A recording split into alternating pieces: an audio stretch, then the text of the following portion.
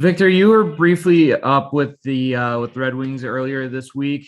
Didn't see any game action, but what did you take away from being around the big club and the practices and in the locker rooms and just being on the bench for a game? I mean, it was inspiration for sure. Well, that's my dream. My dream is to play there. So yeah, I got a little taste of it, and yeah, it was fun. It was really fun. Yeah.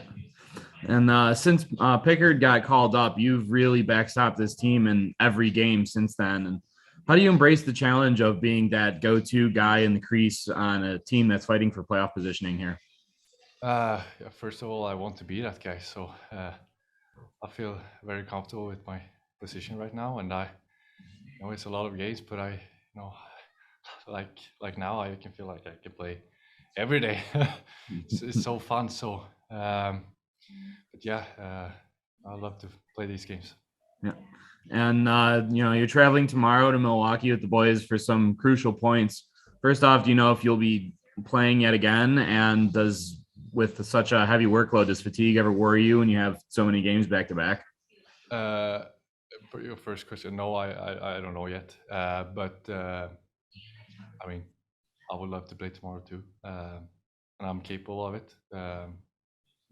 I've been working hard this summer, so I'm ready for this. All right, that's all for me. Thanks, Victor. Thank Hey, Victor, just to follow up on that a little bit, when was the last time you played as compressed a schedule in net as this has been for you guys? I mean, have you ever played this many games in this close to each other? I remember playing 3-on-3 when I was at 19, I think 18. That was last time. What is the key for you to kind of being ready to do that? I know you said you feel like you can play every day. Is it something physically, something mentally? What is the key for that for you? I mean, it's both mentally and physically, but mentally, just yeah, it's a new day tomorrow. And physically, I have to drink some water. I have to do everything to be ready.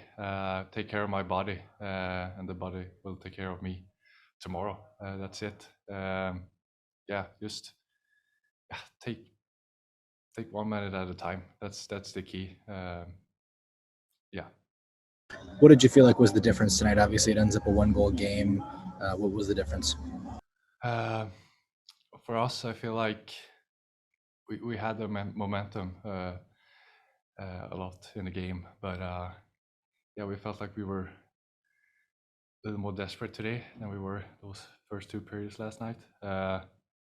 So I mean, step in the right direction for sure, but we wanted the points for sure, obviously. But yeah, it was better today than yesterday. And then last thing for me, what have your impressions this year been of Jonathan Berggren and what's he shown you? I mean, first of all, he's a great guy, great friend. But I mean, on the ice, I think he's the best guy in our team. Offensively, he's really good, and I know how hard he works for this. And yeah, I'm just happy for all of his success.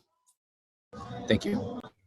Hey, Ben, what do you kind of take out of this one? I know Victor talked about feeling like you guys showed good desperation in the first couple of periods, but ultimately, could have used the 2 points. Well, yeah, we could have used the 2 points, but I thought we played an excellent first period. I thought we came out firing on all cylinders. We had 17 shots. I think it was 17-8 after the first period. Had a lot of good energy, and then we had that long intermission, and it was tough to get back into it. And they came out in the second, kind of took the momentum back, and then we fought pretty hard in the third period. Unfortunately, we just didn't capitalize on our opportunities. To have that shorthanded goal go their way when it's a 2-1 game, it's really tight at that point. Is that the difference in the game in your mind, or just the way you responded to it? Well, there are ebbs and flows, I think, Max, throughout the course of a game, and just bad goal to bad time. It's kind of a broken play off a face-off, and things happen. So we still had essentially a minute 47 on that power play to get back to make up for that one on that power play, and we didn't. But we had opportunities to score, and we have to find a way to generate more offense and find ways to be more productive offensively.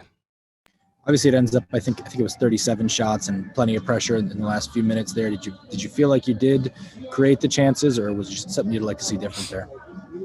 No, I mean, obviously we score one at the end, 6-on-5, and that's a big goal, and we still had some time left and had a decent look shortly thereafter. But when you're pulling the goalie and you're playing desperate with the game on the line, we shouldn't be in that position if we bury our chances before that. So, which we did generate. We have to find ways. Some guys are playing in roles that they may have not played in before, and they have to really embrace those roles and really make the most of their opportunity. And the last thing from me, Jared McIsaac, he was pretty noticeable from up here, at least tonight. What have you thought of him tonight and overall in the season? Well, I think Jared's had a fantastic year in terms of development. And obviously with any young player, especially a young defenseman in this league, it's a tough league. It's tough on your body. It's tough on your mind.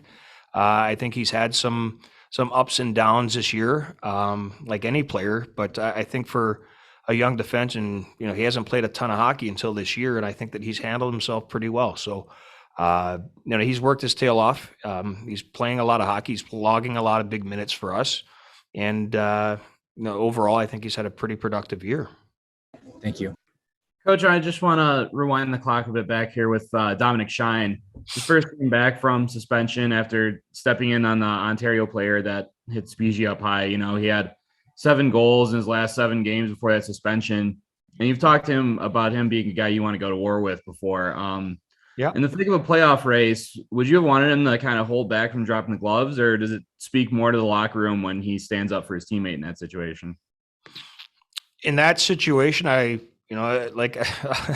I'll stand with Dominic Shine any day of the week. I mean, he plays the game the right way, and I'll never speak poorly of a guy that stands up for a teammate. So, hindsight's always 20/20, but looking back at that scenario, I got no problem with what he did. Yeah. We were talking about, developing young defensemen, and Seth Barton's a guy who started the season late and he's still kind of getting the form into his game. Tonight he had a lot of power play time, which led to some good plays. And, as we alluded to, one that's not so good. And how do you kind of balance out lessons for, young players developing their game like this, learning on the fly, and yet at the end of the day, you're, still competing for those 2 crucial points? Well, it's kind of twofold. We lost a big piece of our D-core with Ryan Murphy getting injured, and he hasn't been in our lineup for quite some time, which has opened up the door and some opportunity for both Jared and Seth to gain some more power play time and just in general more 5-on-5 minutes. And I think that we sent Seth down. He hadn't played in a while. He had a lower body injury, and he came back, went down to Toledo, played big minutes down there, and then we called him back up. He met the team in California, a week ago, and I thought that he transitioned extremely well, and getting thrown right in the fire.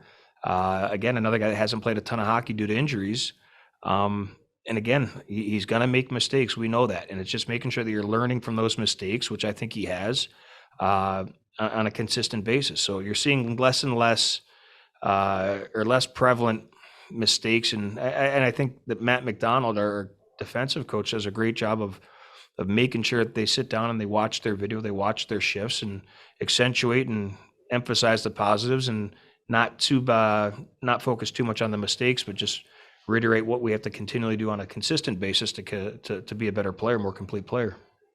Absolutely. And, Victor Bradstrom's been given the reins with Pickard called up to the Red Wings. How's he handled this opportunity in the locker room and with the travel and the third game in 3 nights? Do you know if he'll be playing tomorrow in Milwaukee? We haven't had time to sit down and talk as a group. I think that last weekend was Victor's first 3-3, and I thought that, all things considered with the travel, the little bit of chaoticness in that West Coast swing, I thought that he battled pretty hard for 3 games and 3 nights, and it's tiring, So he's done a good job of making sure that he's ready when called upon, and I thought that even the last few games, he's done a pretty good job of keeping us in games. I mean, at the end of the day, we gave up 3 goals and we're still in the game. So, like I said, we have to find ways to give him a little bit more run support so he's playing maybe with a little bit more confidence. That's all for me. Thanks, Coach. Sure.